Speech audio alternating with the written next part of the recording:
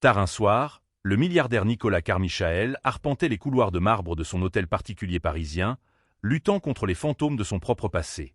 En se dirigeant vers la somptueuse salle à manger, il entendit des sanglots étouffés. Suivant le son, il trouva la nouvelle femme de chambre, Hélène Dubois, blottie dans un coin sombre, serrant son téléphone alors que des larmes coulaient sur ses joues.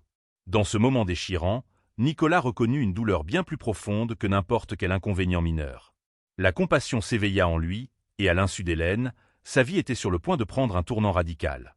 Ce qu'ils ignoraient tous les deux, c'est que ce coup du sort allait provoquer des ondes de choc dans tous les aspects de leur existence. Nicolas Carmichael était l'un des hommes les plus riches du monde, rivalisant d'influence mondiale avec des magnats comme Bernard Arnault et Elon Musk. Mais plutôt que de bâtir sa fortune sur la technologie ou le commerce de détail, Nicolas avait amassé ses milliards grâce à un vaste empire immobilier qui s'étendait des gratte-ciels scintillants de Hong Kong aux côtes ensoleillées de la Grèce. Fils de feu Grégoire Carmichael, un magnate de l'immobilier respecté, Nicolas avait hérité de bien plus que la fortune de son père. Il avait également hérité d'une éthique de travail implacable qui lui interdisait de se reposer. Il passait ses journées à négocier des contrats dans des salles de conseil impeccables, ses nuits à assister à des galas de charité exclusifs aux côtés de dignitaires et de célébrités. Dans les rares occasions où il s'autorisait une pause, Nicolas trouvait la solitude, qui le suivait à chaque pas. Après une relation tumultueuse qui s'était terminée par un divorce très médiatisé étalé dans les tabloïds, il s'était blindé contre toute vulnérabilité.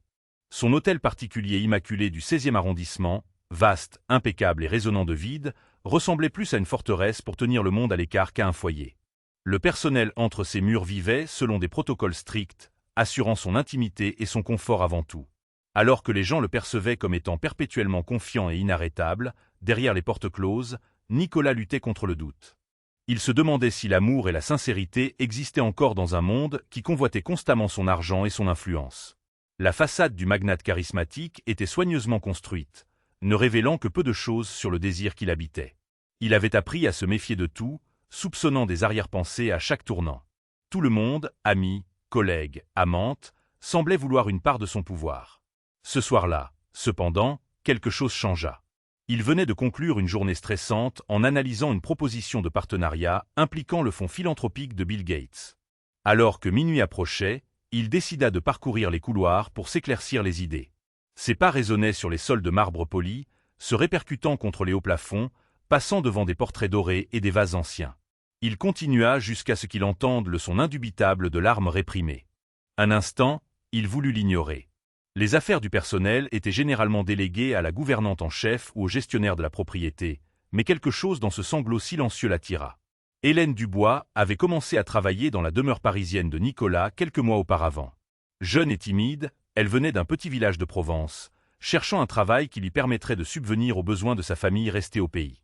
Elle avait impressionné la superviseure du personnel par sa diligence et son souci du détail, obtenant rapidement un poste stable.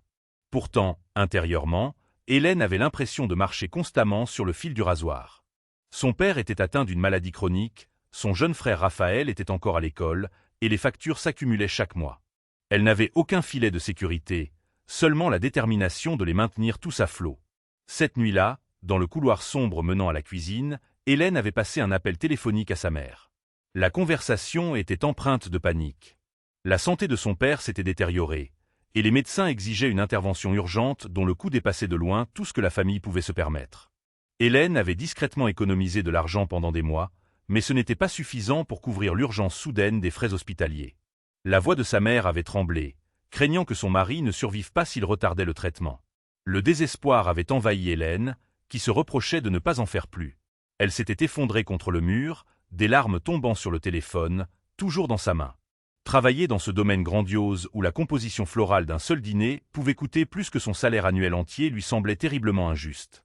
Elle avait vu une extravagance au-delà de l'imagination, des robinets en or sur mesure dans les salles de bain, des comptoirs en marbre importés d'Italie, et même des rumeurs de livraison d'œuvres d'art anciennes pour la bibliothèque. Il y avait un fossé immense entre le monde somptueux qu'elle nettoyait chaque jour et la douloureuse réalité des difficultés de ses parents. Hélène n'éprouvait aucun ressentiment envers Nicolas Carmichael personnellement. Elle le connaissait à peine.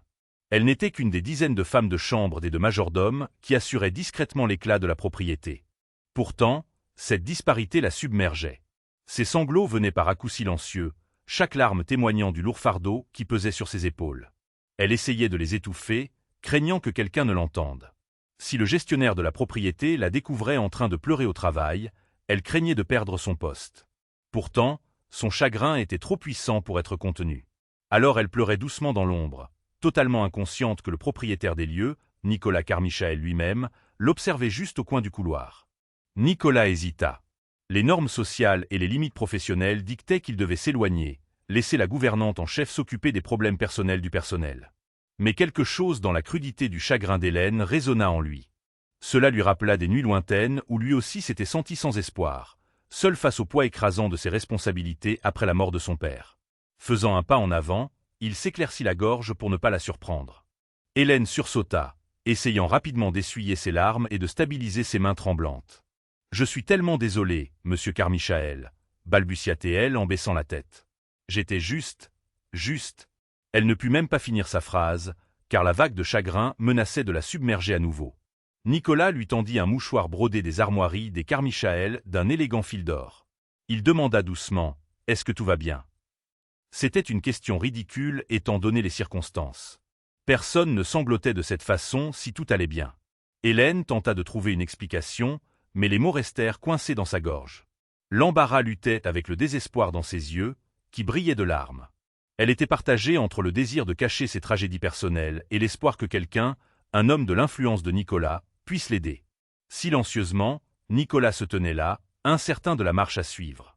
Il était habitué à résoudre les problèmes avec de l'argent, à forger de nouvelles expansions commerciales ou à aplanir les différends avec un barrage de ressources juridiques. Mais une femme de chambre en pleurs, c'était différent. Il posa doucement une main sur son épaule et dit « Vous n'êtes pas obligé de me le dire si vous ne le souhaitez pas, mais si je peux aider d'une manière ou d'une autre, faites-le moi savoir. » Puis, avant qu'Hélène ne puisse trouver les mots, il se retira, lui laissant le mouchoir. Peut-être que cette petite courtoisie serait plus significative qu'il ne le réalisait, un simple geste qui allait pourtant déclencher une cascade d'événements qui redéfinirait non seulement sa vie, mais aussi la sienne, d'une manière qu'aucun des deux n'aurait pu anticiper dans le silence pesant de ce couloir opulent. La nuit qui suivit fut longue et agitée pour Hélène, qui revivait sans cesse la scène dans son esprit, la honte se mêlant à une lueur d'espoir irrationnel. Quand Hélène se réveilla, elle sentit un nœud d'appréhension dans son estomac. Elle se remémora le moment humiliant où son patron, le propriétaire milliardaire du domaine, l'avait vue s'effondrer. Elle était certaine d'être réprimandée, voire renvoyée. Néanmoins, elle se força à se lever et enfila son uniforme impeccable, se préparant pour la journée. Si elle perdait son emploi, la chance de son père de recevoir un traitement essentiel s'envolerait. Elle n'avait d'autre choix que d'affronter la situation. Cependant, la routine de ce matin-là s'avéra tout sauf ordinaire. Dès qu'Hélène entra dans les quartiers du personnel du manoir, la gestionnaire du domaine, Madame Girard, la convoqua au bureau principal, une petite pièce opulente utilisée pour gérer les questions de personnel. L'anxiété martelait sa poitrine. À sa grande surprise, elle y trouva Nicolas Carmichael lui-même, attendant près du bureau avec la gestionnaire. Nicolas lui fit signe de s'asseoir. Elle obtempéra timidement, le cœur battant la chamade. La voix de Nicolas était calme, mais elle portait une note d'urgence. Il expliqua qu'il avait surpris des fragments de sa conversation téléphonique. Il était conscient que la vie de son père était en danger sans soins immédiats. Sa situation l'avait profondément touché. Si elle était d'accord, il voulait payer pour l'intervention et tous les frais médicaux associés. Stupéfaite, Hélène le dévisagea, les larmes montant à nouveau à ses yeux, cette fois d'incrédulité plutôt que de désespoir. « Je ne peux pas accepter ça », murmura-t-elle, sa voix à peine audible. Elle se sentait indigne, mais Nicolas secoua la tête. Il insista sur le fait qu'il voulait aider, que personne ne devrait perdre un parent à cause de l'argent. Madame Girard observait l'échange en silence, stupéfaite. Jamais le personnel n'avait vu Nicolas se montrer aussi ouvertement compatissant. Essuyant ses larmes, Hélène finit par hocher la tête, incapable de formuler les mots pour exprimer sa gratitude. C'est ainsi que sa vie changea en une seule matinée. Un acte de gentillesse avait ouvert un nouveau chapitre, plus extraordinaire qu'elle n'aurait jamais pu l'imaginer. La nouvelle de l'intervention de M. Carmichael se répandit comme une traînée de poudre parmi le personnel, suscitant un mélange d'étonnement, de respect et pour certains, une pointe de jalousie. Hélène, encore sous le choc, se sentait comme si elle marchait dans un rêve.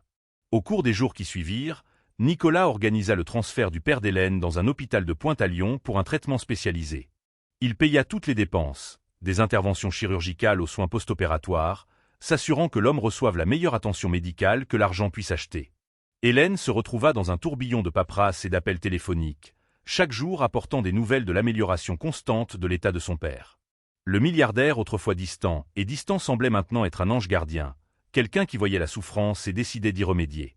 Avec son père hors de danger immédiat, Hélène recommença à respirer. Ce n'est qu'à ce moment-là que Nicolas, curieux de nature, s'enquit un peu de l'histoire de sa vie. En passant, il posait des questions douces sur sa mère, son frère, ses aspirations. Au début, Hélène offrait des réponses polies et courtes, méfiante à l'idée de trop en dire. Mais il y avait une chaleur sincère dans les yeux de Nicolas, une sincérité qu'elle n'avait jamais connue de la part d'employeurs fortunés auparavant. Peu à peu, sa garde baissa. Elle raconta son enfance dans la campagne provençale, comment ses parents avaient travaillé sans relâche dans les champs jusqu'à ce que la santé défaillante de son père le force à arrêter. Elle parla des repas qu'elle sautait pendant son enfance pour que son jeune frère Raphaël puisse manger suffisamment pour rester fort pour l'école. Elle parla de sa recherche désespérée d'un travail stable, qui l'avait finalement conduite à ce poste de femme de chambre à Paris par l'intermédiaire d'un cousin éloigné. Chaque révélation était teintée d'une résignation calme, comme si c'était simplement la vie, une vie pleine d'épreuves. Nicolas écoutait attentivement, se trouvant étonnamment ému. Il réalisa qu'Hélène était plus qu'une simple femme de chambre timide. Elle avait un esprit courageux, forgé par l'adversité. Elle s'était battue férocement pour sa famille, traversant les frontières et les clivages sociaux pour gagner sa vie. Bien qu'il ait vécu une vie de luxe, Nicolas reconnut en Hélène la même étincelle de détermination qui l'avait autrefois poussé à bâtir son empire après le décès de son père. Dans son histoire, il vit un témoignage vivant de la résilience. Et peut-être pour la première fois depuis des années, il sentit naître en lui une forme d'admiration profonde et sincère. Nicolas ne pouvait pas étendre pleinement sa compassion à un autre sans affronter ses propres souvenirs. Alors qu'il passait plus de temps avec Hélène, l'invitant à superviser certaines tâches plus près de son bureau, s'arrêtant parfois pour prendre de ses nouvelles, il se remémora des moments de sa jeunesse où la vie n'était pas que cuillère en argent et fond fiduciaire. La richesse des Carmichael avait toujours été immense, mais elle s'accompagnait de sa juste part de responsabilité et de chagrin. Il se souvenait vivement du jour où les tabloïds avaient annoncé la séparation chaotique de ses parents. Comment sa mère était partie pour ne jamais revenir. Et il se souvenait du trouble qu'il avait ressenti lorsqu'il avait dû enterrer son père, prenant la place colossale pour laquelle il n'avait jamais été totalement préparé. Dernièrement, ses regrets se concentraient sur le fiasco avec son ex-femme, Marissa Lefebvre, une mondaine qui semblait plus amoureuse de son argent que de l'homme qu'il était. Leur divorce, des années auparavant, avait été brutal et public, se déroulant dans les médias. Il n'avait pas osé ouvrir son cœur depuis. L'expérience lui avait appris que la gentillesse était facilement exploitée dans un monde qui prisait la richesse au-dessus des liens authentiques. Pourtant, observer la sincérité d'Hélène lui donnait des raisons de reconsidérer la possibilité que tout le monde ne soit pas mu par la cupidité. Elle lui rappelait une forme d'existence plus simple, où l'amour comptait plus que les soldes bancaires. Tard un soir, alors que Nicolas se retirait dans son bureau, il sortit une vieille photo de son père, Grégoire Carmichael, debout devant le premier immeuble que la famille avait acheté dans le centre de Paris. La posture de l'aîné des Carmichael rayonnait de fierté et d'humilité. Nicolas pensa à la façon dont son père avait toujours insisté sur le fait de redonner, en faisant des dons à des œuvres de charité et en soutenant des bourses pour les jeunes défavorisés. Le regret et la culpabilité s'affrontèrent dans le cœur de Nicolas. Dans sa quête incessante de succès, il avait perdu cet esprit philanthropique. Peut-être qu'aider Hélène était une façon de raviver ce qu'il admirait autrefois chez son père. En Nicolas grandit le désir de faire plus que de payer des factures d'hôpital. Il se sentit poussé à sortir Hélène de son cycle sans fin de difficultés, à lui offrir des opportunités qu'elle n'aurait jamais pu imaginer. Et bien qu'il ne comprenne pas entièrement pourquoi, ce n'était pas simplement de la charité. Il sentait un lien profond se former, un lien tacite qui rendait ses tragédies personnelles, comme si son bien-être reflétait quelque chose qu'il désirait ardemment en lui-même. Après que le père d'Hélène fut stabilisé, Nicolas la surprit en l'invitant à une petite réception qu'il organisait pour une poignée de partenaires immobiliers. L'idée déconcerta Hélène. Elle n'était qu'une femme de chambre. Comment pouvait-elle avoir sa place dans une réception remplie de PDG et de riches investisseurs? Mais Nicolas insista. Il lui dit qu'il respectait son courage et qu'il pensait qu'elle pourrait apprécier de rencontrer de nouvelles personnes et de découvrir une autre facette de la haute société parisienne. Nerveuse et timide, Hélène arriva dans le grand salon vêtue d'une simple robe noire qu'une des gouvernantes plus âgées l'avait aidée à acheter plus tôt dans la journée. Elle la lissa sur ses hanches, se sentant mal à l'aise parmi les invités qui tourbillonnaient dans des robes de créateurs et des boutons de manchette étincelants. Néanmoins, Nicolas, vêtu d'un costume bleu nuit sur mesure, l'accueillit chaleureusement. Il la présenta à certains de ses associés comme si elle était une invitée de marque plutôt qu'un membre du personnel. Hélène se retrouva engagée dans une conversation prudente avec quelques participants gracieux, hommes et femmes, qui, en voyant l'intérêt de Nicolas pour elle, la traitèrent poliment. Pourtant, Hélène ne pouvait se défaire du sentiment d'être une étrangère. Elle reconnaissait les regards, certains curieux, d'autres condescendants. Mais au milieu du tourbillon de discussions et de champagne, Nicolas resta à ses côtés. Plus d'une fois, il orienta doucement la conversation vers des sujets communs comme les voyages en Provence ou les coutumes culturelles locales. Des moments comme ceux-ci firent réaliser à Hélène à quel point sa vie avait déjà profondément changé. Il y a quelques semaines à peine, elle nettoyait les sols à l'aube. Maintenant, elle sirotait du vin fin avec des millionnaires. Alors que la soirée avançait, Nicolas se surprit à rire sincèrement des histoires d'Hélène. Il y avait une étincelle dans ses yeux quand elle parlait de sa maison, des rues tranquilles, des festivals, des couchers de soleil provençaux. Sa perspective sur la vie, son humilité et sa sincérité l'attiraient comme un aimant. Jamais auparavant Nicolas ne s'était connecté si rapidement avec quelqu'un qu'il venait à peine de connaître. Il ne pouvait pas vraiment mettre le doigt dessus, mais une sensation de chaleur se propagea en lui, le faisant se sentir plus vivant qu'il ne l'avait été depuis des années. Leur relation approfondie ne passa pas inaperçue. Parmi le personnel du domaine, des chuchotements commencèrent à circuler. Certains disaient qu'Hélène utilisait la sympathie de Nicolas pour s'élever au-dessus de sa condition. D'autres spéculaient que Nicolas s'était trouvé un nouvel intérêt amoureux. L'environnement du domaine devint fertile en commérages. La gouvernante en chef, Madame Girard, désapprouvait fermement tout brouillage des lignes entre employeurs et employés. Elle avait géré la maisonnée pendant des décennies selon des protocoles stricts, et cette camaraderie naissante entre Nicolas et Hélène ébranlait son sens du décorum. Pendant ce temps, dans les cercles professionnels de Nicolas, les sourcils se haussèrent également. Son principal conseiller financier, Martin Leclerc, exprima discrètement son inquiétude quant à la manière dont l'inhabituelle générosité de Nicolas pourrait être interprétée par les investisseurs et les membres du conseil d'administration. Même la presse eut vent d'une femme inconnue proche de Nicolas Carmichael.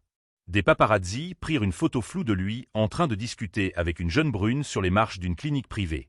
Les rumeurs allèrent bon train, affirmant que Nicolas avait une petite amie mystérieuse. Les tabloïds tournaient comme des vautours, avides d'une autre histoire sensationnelle. Hélène, pour sa part, n'avait aucune idée de la tempête sociale qui se préparait autour d'elle. Elle était simplement reconnaissante que son père aille mieux. Pourtant, elle sentait une tension au sein du personnel. Les gens qui la saluaient poliment auparavant lui offraient maintenant des hochements de tête à contre-cœur, voire pas du tout. Elle entendit des remarques désobligeantes sur le fait qu'elle devait être spéciale, puisqu'elle n'effectuait plus certaines tâches subalternes. La négativité la blessa profondément, ravivant de vieilles insécurités. Elle se sentait comme une imposture, portant des robes empruntées et assistant à des événements chics. Pourtant, la plus grande complication fut celle qu'aucun d'eux n'avait prévue, la réapparition de l'ex-femme de Nicolas, Marissa Lefebvre. Repérant les rumeurs dans les tabloïds, elle y vit une opportunité. Elle le contacta, prétendant vouloir se réconcilier ou au moins prendre des nouvelles. En réalité, elle sentait une ouverture pour exploiter la vulnérabilité naissante de Nicolas. Marissa croyait que si Nicolas avait trouvé un nouvel intérêt, c'était elle qui devrait récolter les bénéfices de sa douceur retrouvée. Après tout, elle avait été Madame Carmichael, qui de mieux pour se tenir aux côtés de Nicolas.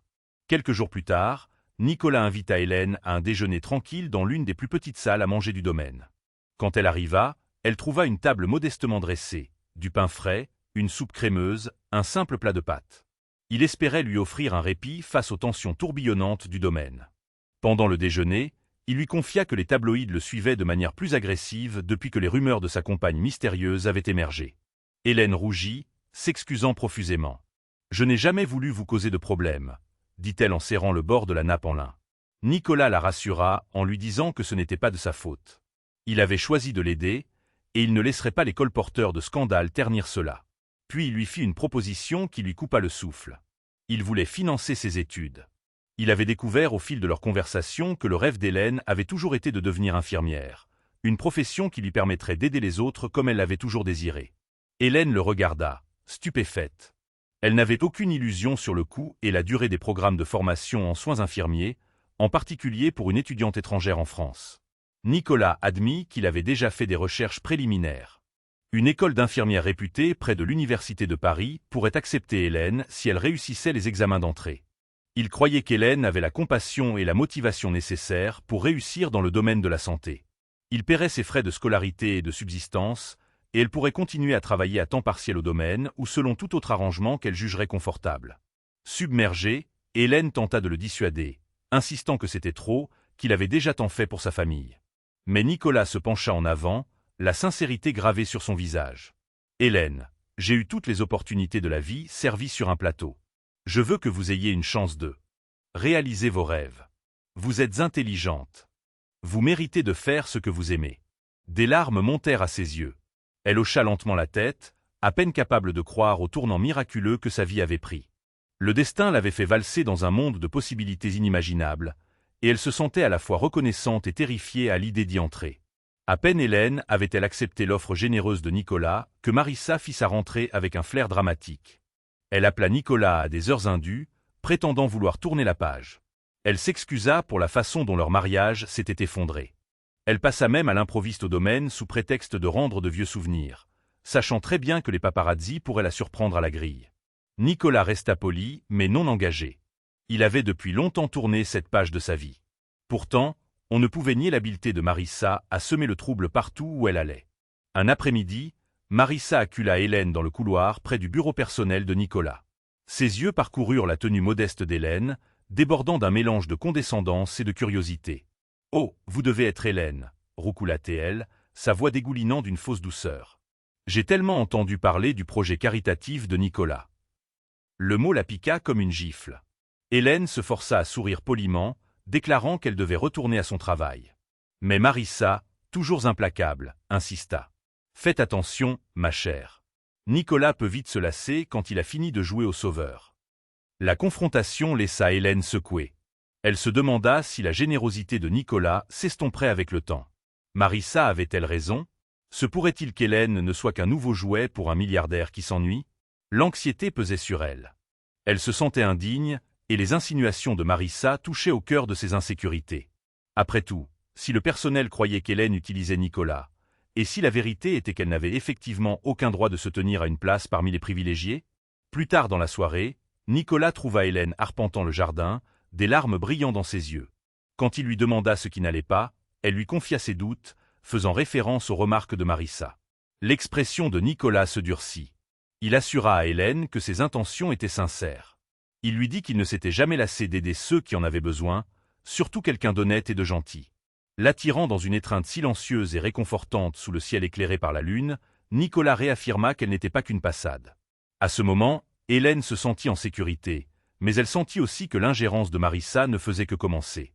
Au cours des semaines suivantes, Marissa orchestra une série de rencontres fortuites, souvent programmées pour coïncider avec la présence des paparazzis. Elle apparaissait dans les restaurants que Nicolas fréquentait ou s'attardait devant les grilles du domaine dans une voiture avec chauffeur. Les tabloïds se jetèrent sur le drame. Nicolas Carmichael, déchiré entre son ex-femme et une femme mystère, titrait un journal. Un autre insinuait que le milliardaire était secrètement le père d'un enfant avec une femme de Provence. Nicolas tenta de tuer les rumeurs dans l'œuf, mais chaque démenti ne semblait qu'alimenter les spéculations des médias. Lors d'un dîner particulièrement tendu dans un bistrot haut de gamme, Marissa accula Nicolas, l'avertissant que sa nouvelle aventure ternissait sa réputation. Il répondit froidement qu'il n'était pas intéressé par son opinion sur sa vie personnelle. Cependant, Marissa sortit subtilement de vieilles photos, des moments de leur vie de couple, et menaça de les divulguer à la presse avec des récits déformés si Nicolas n'envisageait pas au moins de faire amende honorable. C'était une tentative voilée de chantage, bien que Marissa l'ait déguisée en plaidoyer pour tourner la page. Ce fut la goutte d'eau qui fit déborder le vase pour Nicolas. Toute sympathie persistante qu'il aurait pu avoir pour Marissa s'évapora à cet instant. Il chargea son équipe juridique d'examiner toute plainte potentielle pour diffamation ou violation de la vie privée si elle tentait de vendre ses histoires ou photos aux tabloïds. Il avertit également la sécurité du domaine de lui refuser l'entrée. Pourtant, Marissa savait comment naviguer dans la haute société, et elle comptait sur le penchant de la presse pour les titres sensationnels.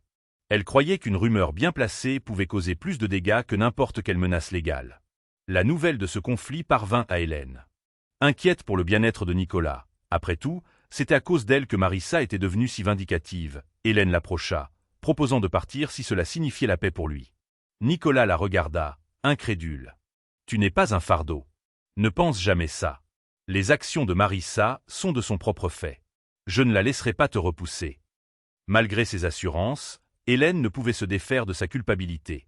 Elle ne savait que trop bien à quelle vitesse une bonne chose pouvait s'effilocher sous une pression extérieure incessante. Alors que le personnel de la maison colportait des ragots et que le drame de Marissa continuait en arrière-plan, une alliée inattendue émergea pour Hélène, Madame Girard, la stricte gouvernante en chef. Initialement méfiante à l'égard de la relation étroite d'Hélène avec Nicolas, Madame Girard avait maintenu un professionnalisme détaché, mais avec le temps, elle remarqua la gentillesse constante d'Hélène, son refus de tirer parti d'un traitement de faveur et sa diligence inébranlable. Quand Hélène n'étudiait pas pour ses examens d'entrée à l'école d'infirmière, elle insistait toujours pour faire sa part de tâches, que ce soit aider en cuisine ou ranger les quartiers d'habitation. Un après-midi, Madame Girard trouva Hélène penchée sur un épais manuel d'anatomie dans le salon du personnel, les yeux remplis à la fois de détermination et d'anxiété. La femme plus âgée s'éclaircit la gorge maladroitement. J'ai entendu dire que vous aviez bien réussi vos tests préliminaires, dit-elle avec hésitation. Hélène la remercia, modeste comme toujours. À ce moment, Madame Girard reconnut une étincelle de sincérité trop rare dans les cercles qu'elle fréquentait. Elle réalisa qu'Hélène voulait sincèrement s'améliorer, non seulement pour son gain personnel, mais pour aider les autres. Leur conversation se termina par une offre discrète de Madame Girard de donner des cours particuliers à Hélène en terminologie médicale française, une matière qu'elle avait elle-même étudiée des années auparavant en s'occupant d'un parent malade. Ce nouveau mentorat surprit Hélène, qui ne s'était jamais attendue à de la gentillesse de la part de quelqu'un d'aussi stoïque. Mais Madame Girard se révéla remarquablement dévouée, interrogeant Hélène quotidiennement avec des fiches et la guidant à travers un vocabulaire avancé. Leurs séances forgèrent un lien inattendu, un lien qui comblait les différences d'âge et de classe. Le personnel observait avec curiosité. Si Madame Girard commençait à apprécier Hélène, peut-être que les rumeurs sur ses intentions manipulatrices étaient infondées. Lentement, l'atmosphère du domaine s'adoucit envers Hélène. Encouragée par ce soutien, Hélène redoubla d'efforts dans ses études. Elle s'endormait souvent après minuit sur des manuels écornés. Nicolas prenait régulièrement de ses nouvelles, s'assurant qu'elle avait tout ce dont elle avait besoin, des frais d'inscription au tutorat spécialisé. Cette poursuite fervente de ses rêves devint l'encre d'Hélène au milieu des rumeurs tourbillonnantes et du chaos médiatique. Concentrée sur son objectif, elle fit confiance aux promesses de Nicolas et travailla sans relâche pour construire un avenir où elle ne dépendrait plus de la charité des autres. Les tensions atteignirent leur paroxysme lorsque Marissa annonça un événement caritatif extravagant, une manœuvre pour s'emparer du terrain philanthropique. Elle réserva le luxueux pavillon Gabriel en plein cœur de Paris, invitant des mondains de premier plan, des personnalités des médias et d'anciennes connaissances de Nicolas. La raison officielle était de collecter des fonds pour un hôpital pour enfants. Officieusement, c'était un véhicule pour que Marissa réaffirme sa pertinence et, si possible, éclipse Hélène. Marissa adressa une invitation à Nicolas, qui était un mécène connu de nombreuses œuvres de charité. Avec une résolution mesurée, il décida de s'y rendre, parfaitement conscient que cela pourrait être un piège, mais refusant de laisser les manipulations de Marissa le maintenir caché. Il demanda à Hélène si elle voulait l'accompagner. Après tout, c'était un événement public. Partagé, Hélène refusa d'abord. Elle craignait de se donner en spectacle, mais Nicolas insista, la voulant à ses côtés, non pas comme un accessoire, mais comme sa compagne. La nouvelle se répandit rapidement parmi le personnel que Nicolas avait l'intention d'amener Hélène à un gala de la haute société très médiatisé. Certains prédisaient que ce serait un désastre, que les paparazzis mettraient Hélène en pièces. D'autres croyaient que c'était une déclaration audacieuse. Nicolas choisissait ouvertement Hélène au détriment des manigances de Marissa. Hélène luttait contre l'anxiété. Chaque fois qu'elle s'imaginait sur un tapis rouge avec les flashs des appareils photo, elle avait la nausée. Mais une partie d'elle aspirait à se tenir dignement aux côtés de Nicolas. Elle était fatiguée de se cacher dans l'ombre à cause du programme malveillant de quelqu'un d'autre. Finalement, Hélène rassembla le courage d'accepter. Madame Girard l'aida même à choisir une robe, une création vert émeraude profond qui complimentait ses cheveux sombres. Nicolas fit venir un styliste pour s'occuper de sa coiffure et de son maquillage, s'assurant qu'elle se sente en confiance sous les lumières vives. Le soir de l'événement, alors qu'Hélène se glissait dans la limousine qui attendait à côté de Nicolas, elle lui serra la main. Sous le vernis poli de leurs vêtements et de leurs titres, ils partageaient une vérité simple. Ils étaient deux personnes se frayant un chemin à travers une mer de doutes. Le pavillon Gabriel scintillait sous les lustres et les centres de table en cristal. L'élite parisienne se mêlait à des personnalités politiques et des célébrités. Marissa accueillait les invités à la porte avec un sourire aveuglant, ses yeux scrutant l'arrivée de Nicolas. Quand les paparazzis à l'extérieur commencèrent à crépiter furieusement, elle sut qu'il était arrivé. Prenant une profonde inspiration, Marissa prépara sa performance scénique. Nicolas et Hélène entrèrent bras dessus, bras dessous. Les flashs crépitèrent, capturant la silhouette altière d'Hélène dans sa robe émeraude. Les journalistes criaient des questions, mais Nicolas refusa poliment de commenter. À l'intérieur, la foule s'écarta comme la mer Rouge, les têtes se tournant pour voir le milliardaire reclus avec son enchanteresse compagne. Certains invités offrirent des sourires chaleureux, tandis que d'autres regardaient avec curiosité. Marissa elle-même s'avança avec un air de grâce exagérée. « Nicolas, je suis si contente que tu sois venu, » roucoula-t-elle, ignorant complètement Hélène. Tout au long de la nuit, Hélène sentit des vagues d'attention, parfois une curiosité sincère, d'autres fois un examen approfondi. Elle persévéra avec une dignité tranquille, répondant poliment lorsqu'on l'approchait. Nicolas, toujours attentif, la quittait rarement. Entre les courts discours et les promesses de dons, la tension entre Marissa et Hélène couvait sous la surface polie. Marissa fit des remarques pointues sur la façon dont elle et Nicolas partageaient tant de passions philanthropiques, sa voix dégoulinant d'insinuations selon lesquelles Hélène ne pourrait jamais comprendre cette partie de sa vie. Puis, au plus fort de la soirée, Marissa monta sur scène pour prononcer un discours sur l'hôpital pour enfants. Elle remercia tout le monde pour leur contribution, en particulier Nicolas Carmichael, qui m'a un jour appris l'importance de donner en retour. Ces remarques suscitèrent des applaudissements polis jusqu'à ce qu'elle passe à une note personnelle. Je veux que tout le monde ici sache que les cœurs peuvent guérir. Nicolas et moi avons eu notre part de haut et de bas, mais je crois que le véritable amour ne meurt jamais.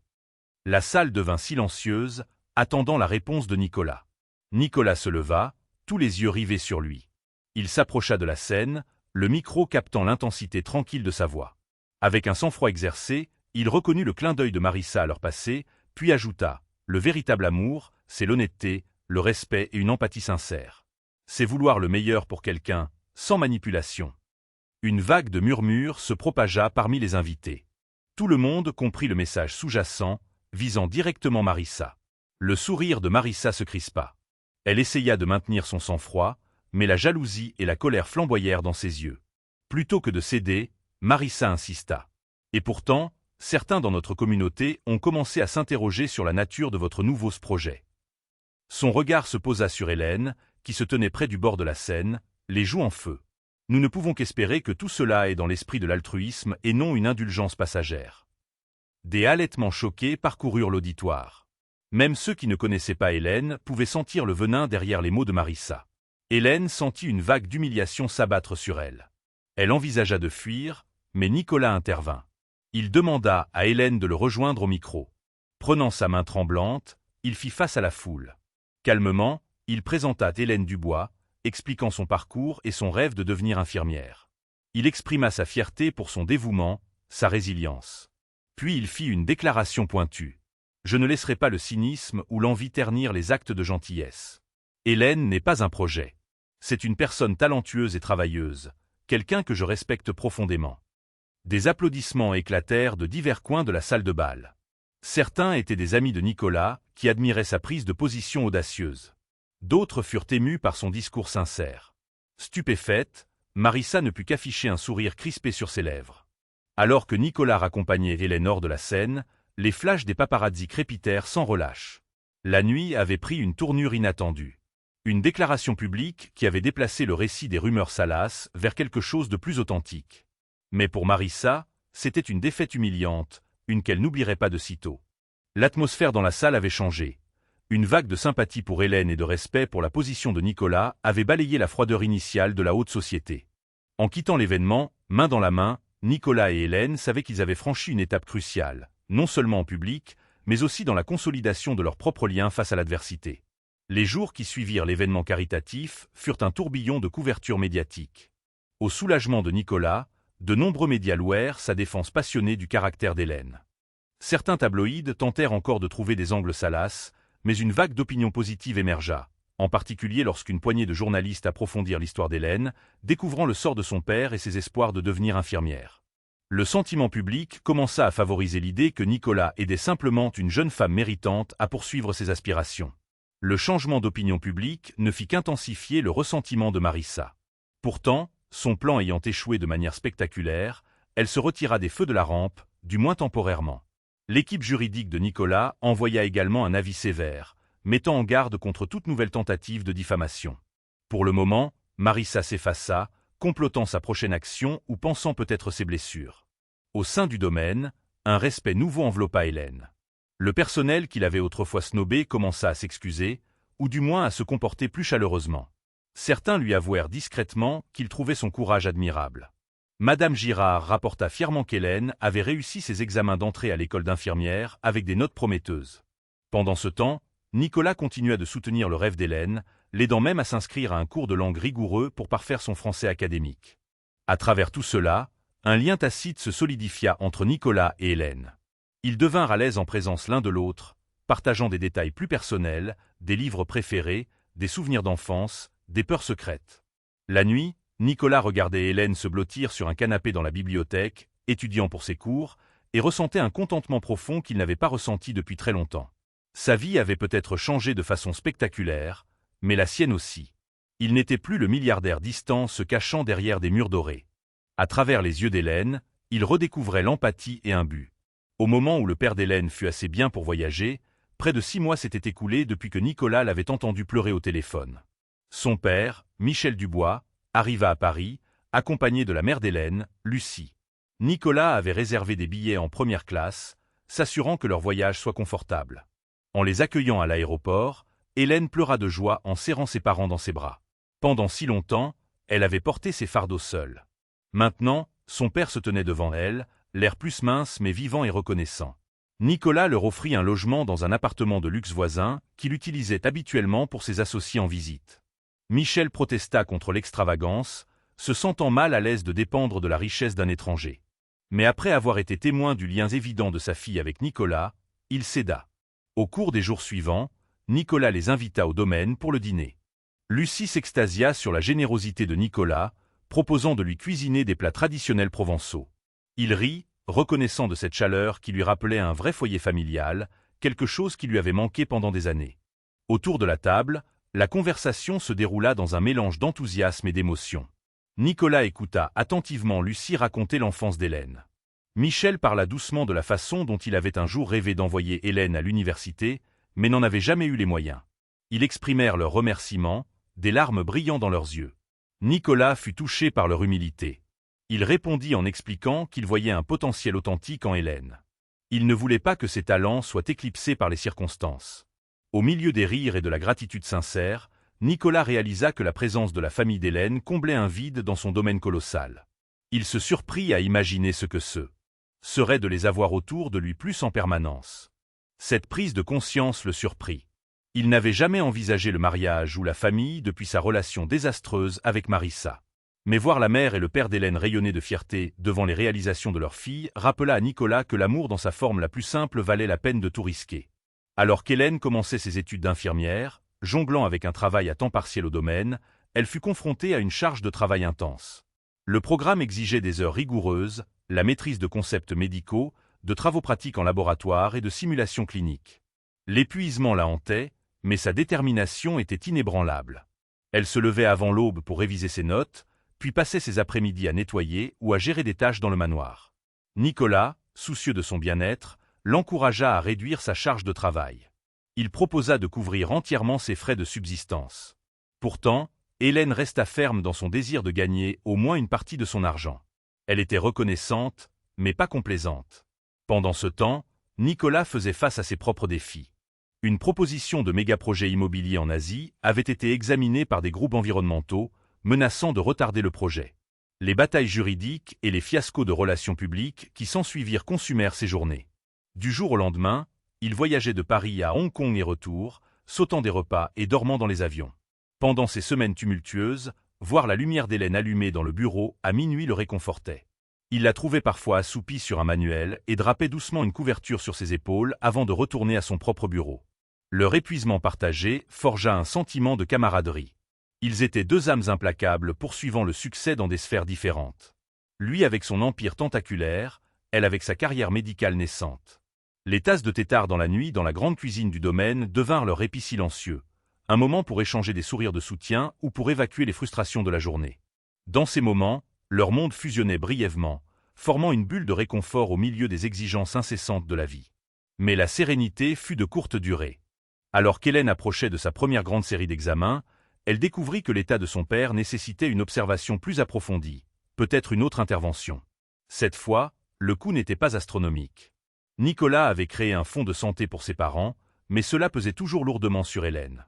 Elle craignait que la santé de son père ne décline alors qu'elle était ensevelie sous ses études. Nicolas la rassura en lui disant que les médecins étaient en attente, mais la peur rongeait son cœur. Elle redoutait de perdre son père juste au moment où elle avait enfin retrouvé l'espoir. Le jour de l'examen crucial d'Hélène en soins infirmiers se leva froid et gris. La pluie fouettait les rues de Paris, les rendant lisses et réfléchissantes. Hélène quitta le domaine à l'aube, les nerfs à vif. Elle avait étudié de manière obsessionnelle, mais l'anxiété s'insinuait. Et si elle échouait? Et si elle décevait Nicolas, qui avait tant investi en elle? Et qu'en était-il de la dernière alerte médicale de son père? Au milieu de l'examen, son téléphone vibra à plusieurs reprises, bien qu'elle l'ait mis en silencieux. L'énergie agitée la perturba. 1 heure plus tard, elle sortit de la salle d'examen, trempée par l'averse, et vit plusieurs appels manqués d'un numéro qu'elle reconnut comme étant celui de l'hôpital de Lyon. Son cœur battait la chamade. Elle rappela, se préparant au pire. La voix du médecin était calme, mais urgente. Son père avait besoin d'une intervention secondaire mineure. Ce n'était pas une menace vitale, mais le temps pressait. La panique s'empara d'Hélène. Elle se sentit tiraillée entre la célébration de la fin de son examen et la course au chevet de son père. Avant qu'elle ne puisse décider, l'appel de Nicolas arriva. Il parla de manière rassurante. « J'ai déjà affrété un vol. Une voiture attendra devant votre campus dans 30 minutes. Allez le voir. » Submergée par le soulagement, Hélène le remercia profusément, ses larmes se mêlant aux gouttes de pluie sur ses joues. Fidèle à sa parole, une berline noire élégante arriva pour la conduire à l'aéroport. En quelques heures, elle était dans un jet privé, ses manuels jetés dans un sac. Elle réalisa qu'elle vivait une réalité qui, il y a quelques mois à peine, aurait été inconcevable. En atterrissant à Lyon, Hélène se précipita directement à l'hôpital. Son père l'accueillit avec un faible sourire, la réconfortant plus qu'elle ne le réconfortait. Au cours des jours suivants, l'opération se déroula sans accroc. Pendant que son père récupérait, Hélène resta à son chevet, soulagée de le voir se stabiliser à nouveau. Chaque fois que le stress la submergeait, elle pensait à la façon dont Nicolas avait tout mobilisé pour elle. Son soutien indéfectible était aussi déroutant que réconfortant. Une partie d'elle se demandait si elle tombait amoureuse de lui, et si de tels sentiments pourraient jamais être vraiment réciproques, étant donné leur monde si différent. Une fois son père stabilisé, Hélène retourna à Paris. Nicolas, qui était rentré de Hong Kong la veille, l'accueillit au domaine. Dans la lumière tamisée du hall d'entrée principale, il s'enquit de la santé de Michel. Hélène lui offrit un sourire las, hochant la tête pour dire que son père allait mieux. Nicolas expira, le soulagement évident sur son visage. Dans le silence qui suivit, Nicolas demanda doucement « Et vous, ça va ?» Hélène sentit une vague d'émotion la submerger, fatiguée de la veillée à l'hôpital, anxieuse quant au résultat de ses examens, mais profondément reconnaissante. Sans prévenir, des larmes coulèrent sur ses joues. Elle s'excusa, mais Nicolas lui toucha doucement la main. À ce moment, dans le silence feutré du hall du domaine, la lumière vacillante du lustre, tout autour d'eux s'estompa. Leurs regards se croisèrent et le poids des sentiments inexprimés grandit entre eux. Nicolas Carmichael, le formidable milliardaire, s'éclaircit la gorge. « Hélène, je sais que vous avez traversé beaucoup de choses. J'espère seulement que ce que j'ai fait vous a vraiment aidé et ne vous a pas fait vous sentir redevable. » Elle secoua la tête avec véhémence, expliquant que la gratitude n'était pas la même chose que la dette. Puis, d'une voix tremblante, elle avoua qu'elle avait peur de tout ce qui se passait, de l'avenir, de la possibilité que ses sentiments pour lui soient plus qu'une simple admiration. Nicolas fit un pas de plus, lui relevant doucement le menton pour qu'elle croise son regard. « J'ai peur aussi, » murmura-t-il. « Mais peut-être que nous n'avons pas à l'être. » Dans ce silence chargé, il se pencha et déposa un doux baiser sur son front. Hélène ferma les yeux, laissant la chaleur de ce moment l'envahir. C'était un aveu fragile et tendre d'une affection plus profonde. Aucun des deux n'en parla directement, mais à cet instant, ils comprirent tous les deux que leur relation était passée de sauveur et bénéficiaire à quelque chose de bien plus profond. Le baiser, bien que chaste, était une promesse silencieuse, un pont jeté entre leurs deux mondes si différents, suggérant un avenir qu'aucun des deux n'avait osé imaginer jusqu'à présent. Les semaines suivantes passèrent en un éclair.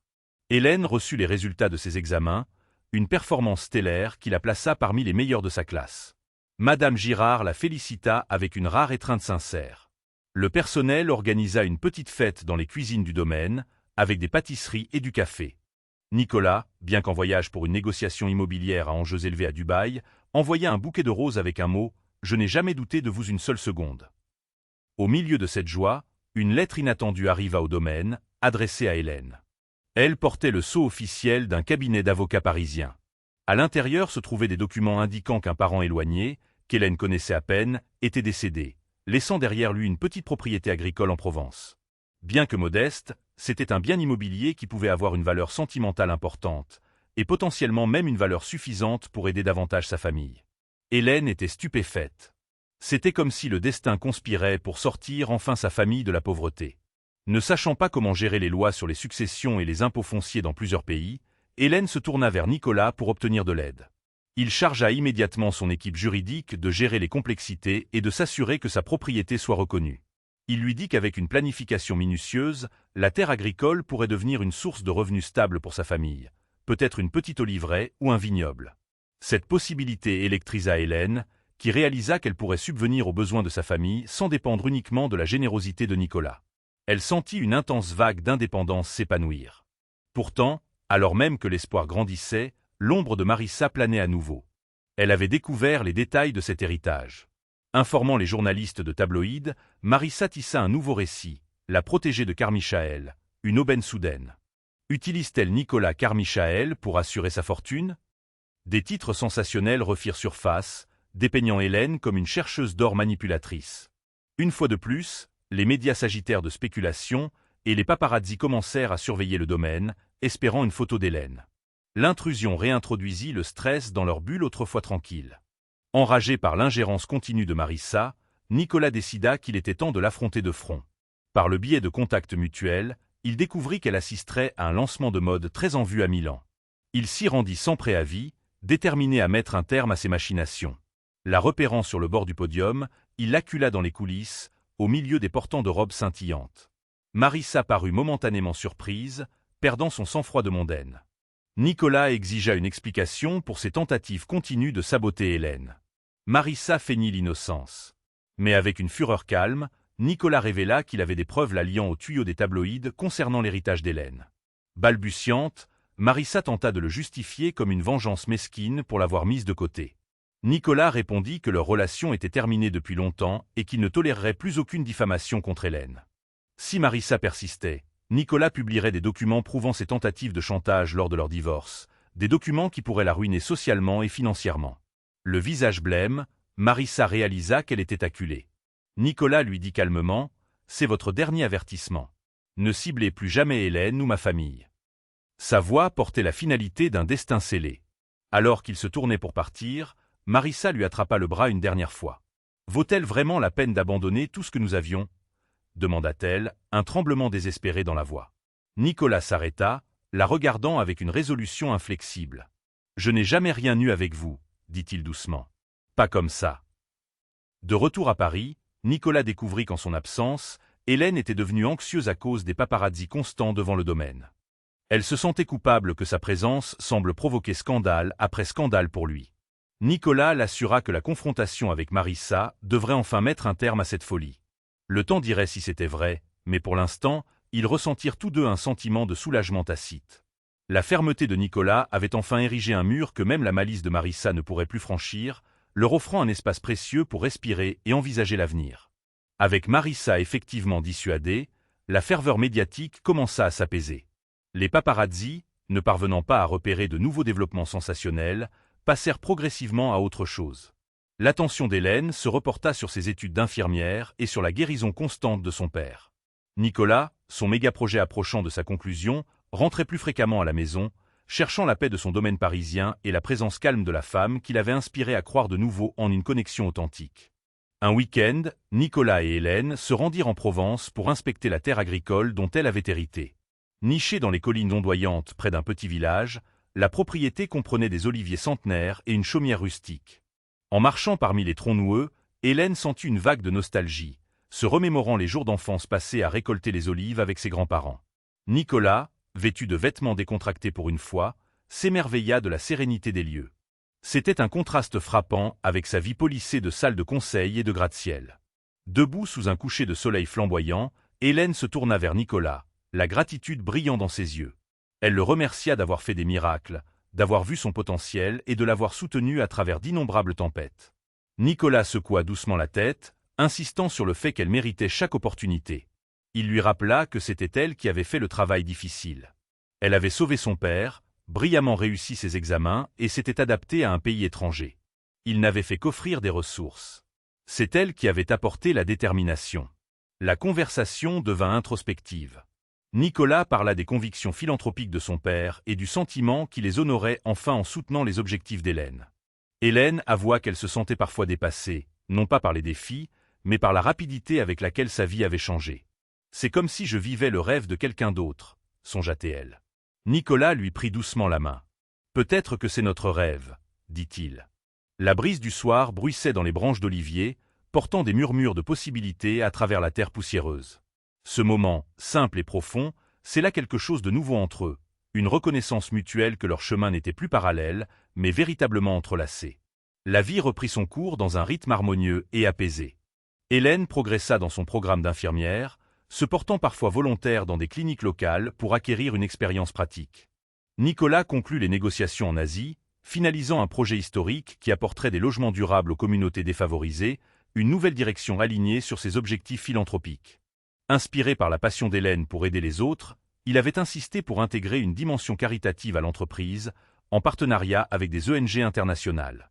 Et puis vint une nuit que ni Hélène ni Nicolas n'oublieraient jamais. Nicolas organisa une petite célébration au domaine pour honorer le succès de sa nouvelle entreprise philanthropique. En présence d'amis proches, de quelques philanthropes éminents comme Warren Buffett et de quelques membres de l'équipe de Nicolas, l'événement était détendu et intime. Hélène portait une robe lavande, le cœur battant de fierté de voir Nicolas défendre des causes humanitaires. Après le dîner, les invités se promenèrent dans les jardins bien entretenus ou s'attardèrent près du grand piano dans le salon. Nicolas guida Hélène à l'extérieur, dans la roseraie, éclairée par des lanternes douces. L'arôme floral flottait autour d'eux. Il se remémora la première fois qu'il l'avait vue pleurer, comment ce moment avait tout changé. La voix chargée d'émotion, Nicolas confia que même s'il avait autrefois pensé que son cœur était trop marqué pour aimer à nouveau, Hélène avait réveillé une partie de lui qui croyait en l'espoir et en la bonté. Alors que ses yeux s'embuaient de larmes, Nicolas sortit une petite boîte de velours de sa poche. En l'ouvrant, elle révéla une délicate bague en diamant. « Hélène, dit-il, la voix stable mais remplie d'émerveillement. Vous m'avez donné une raison de croire, en plus que de simples affaires et richesses.